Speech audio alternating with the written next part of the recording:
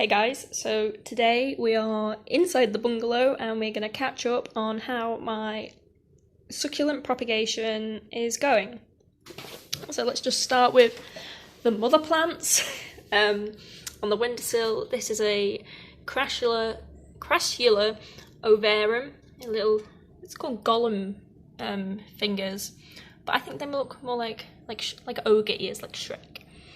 But all this new growth is doing really well. It's healed up really nicely. This one I tried really hard to identify, but I could not find it.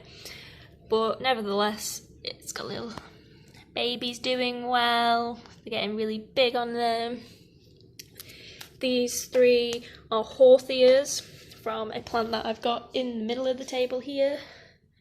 Ignore the little children. But that's doing really well. This one is Echeveria lilacina, I think. I'm butchering the pronunciation. But let's have a look at the roots it's producing. It's doing really well. I'm just gonna nudge that back in there. I have touched this quite a lot, which is why the leaves are a bit discoloured, because they've got a like a dusting. This one was Echeveria agavantes. I'll put the names in the description because I can't pronounce them. This one is from that one that I really can't identify, which is a shame because it's the one that's done the most. But you can see little root balls on this. Pop that back down. This one was Echeveria pulvinata, little furry one. And her roots have just exploded. They've done really, really well. Let's just pop her back in the soil, bury all those roots again, and I'll make sure she's buried nicely and gets a little bit of a water later. Yeah, let's just look at these crassulas. Yeah, nice little roots. The ones on the stems of these echeverias haven't really grown much since the last time I showed you, but they're still doing well. They're still fine. So yeah, it's been a month, over a month actually, since we put our propagation leaves on the soil and started misting them, and oh boy, have they started pushing out roots and babies. Now, you don't have to do what I'm doing, but because my tray was quite crowded, I wanted to just thin it out a bit, give them more of a permanent home for now, until they're bigger, to encourage them to grow a bit more. So these ones, all I've done is I've made a little hole, and I've got the ones with the biggest roots. Admittedly, I should have kept a few to show you, but I was a bit eager and wanted to save some time. But if you can see, they've got all these roots, and does this one have a little baby? Very tiny, but you can't see it. Let's have a look. This one, you can see the little green baby there, and some roots.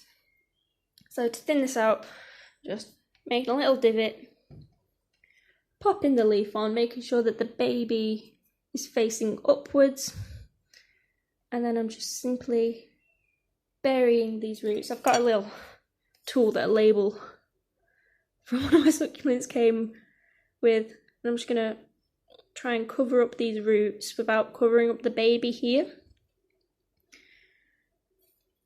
Yeah. So this one, which I can't identify, it's the one over there with the 4 long sticking up ones. That one. Again, I'll try and identify it.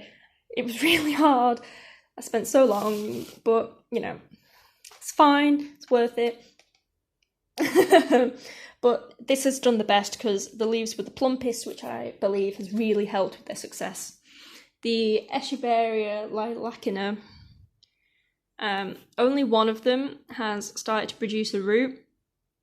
Don't really know why. It came out very late compared to these. These started pumping out roots straight away, but these are still, they're not crisping up and drying, but they're also not putting out babies. And this crassula ovarum, Crescula ovata, sorry, has only just started pushing out roots also.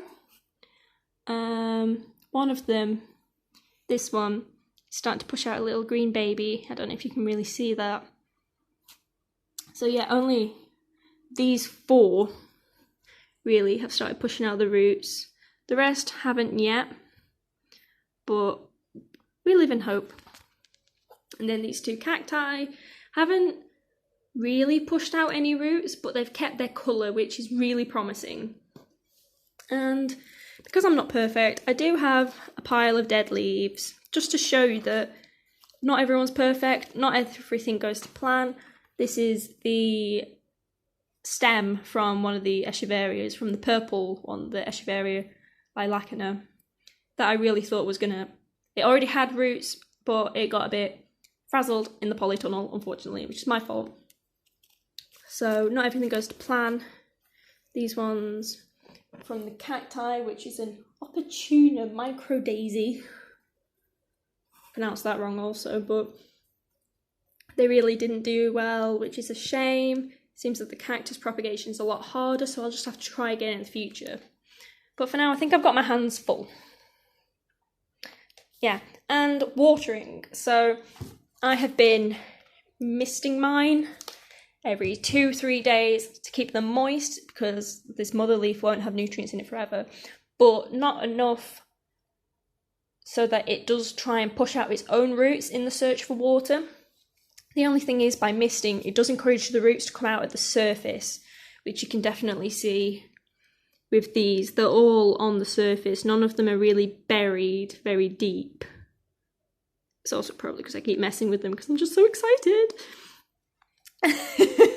But yeah, I'm going to keep misting these until they've got some more developed roots. Spreading them out will definitely help, and it'll help me keep progress and possibly take some more cuttings, because I might be cheeky.